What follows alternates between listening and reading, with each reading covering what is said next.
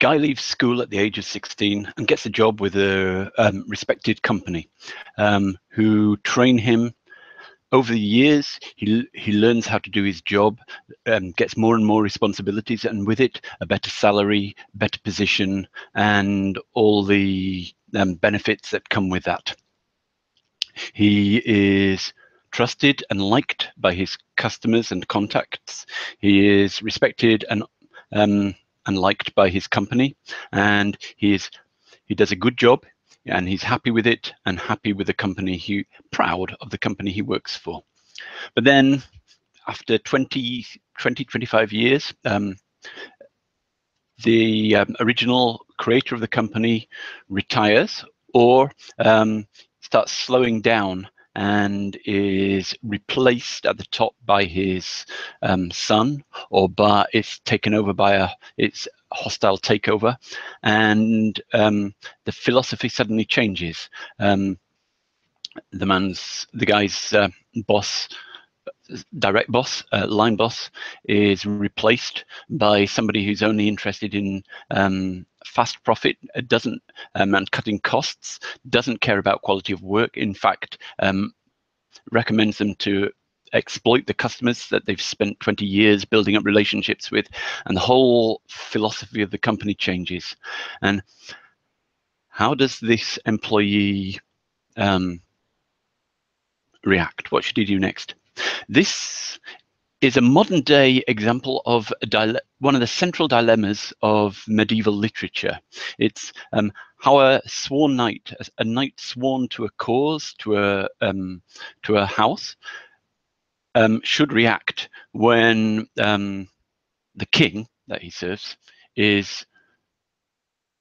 asks him to do dishonorable things, or the king is advised by treacherous advisors. And how do you keep your honor when you're given dishonorable commands, when loyalty is everything? The knights of the medieval period were like mafiosi, where loyalty to your godfather is everything. And if you lose loyalty, you lose all respect, you lose all your honor, and you're an outcast, and your own sense of self-worth relies on honor.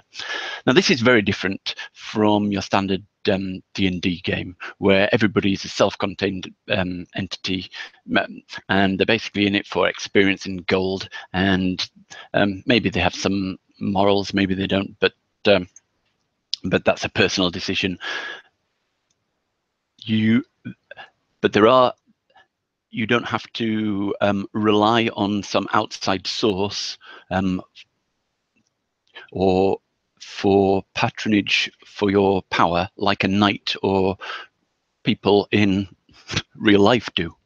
There are 3 exceptions to that: the cleric, the paladin, and the warlock. They all rely on the patronage of their god or extraplanar power to get their spells and some of their other powers.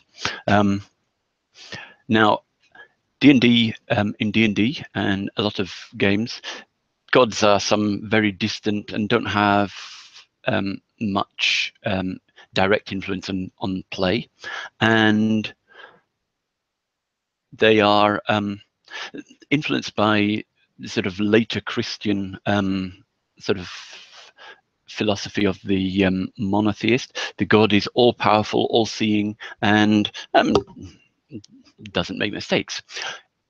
But in the polytheist pantheons of Greeks, of the Norse, of most polytheist religions, gods weren't wiser, they were just more powerful, but they certainly weren't wiser or more intelligent. They were as petty. Greeks were as petty and as vengeful as anything.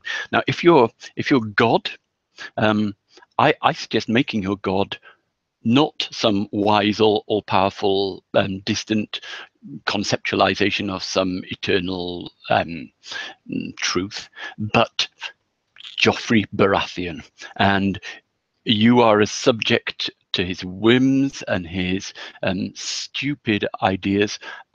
Clerics and paladins are slaves to these. whims, these very human gods. I would have got. This is just an idea I've come up with recently, but I think it's an interesting one to bring this element into games. What if the gods are mortals? The god power is something eternal, but it is controlled by a mortal who inherits it. And the mortal may be wise and just with good values and everything like that, or maybe Joffrey Baratheon or somebody lazy, so a womanizing drunk, anybody with normal human characteristics, good and bad. And but they have the power to cut you off from your clerical spells or grant them as they choose, as stupidly or as pettily as they want.